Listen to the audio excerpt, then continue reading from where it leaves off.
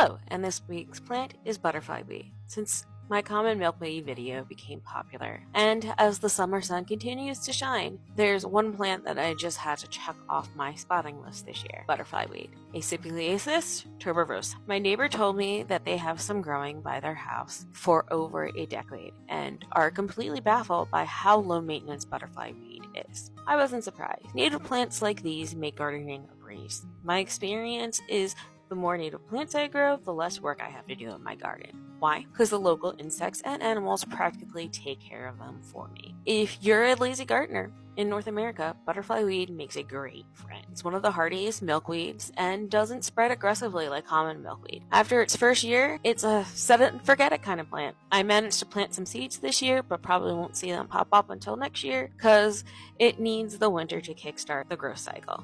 Please allow your perennials a full year to grow when starting them from seed. Butterfly weed's native range is Maine to South Dakota to the desert Southwest and then back to Florida. It covers a good half of North America. In the native Lenape language, it's called Memnachus nichiwalachi, meaning literally on which the butterflies alight. Historically, this plant was used to treat lung inflammation by increasing the fluidity of mucus in the lungs and the bronchial tubes, which gave it the nickname pleurisy root. If ingested in a large amount, it can be poisonous, so it would make a great addition to any poison plant or witch's garden. What draws my eyes to the plant are the small orange to orange-red-like flowers and the thick oval-shaped leaves with this squiggly vein-like pattern, which is also a good way to identify it. I just love the texture of a milkweed leaf.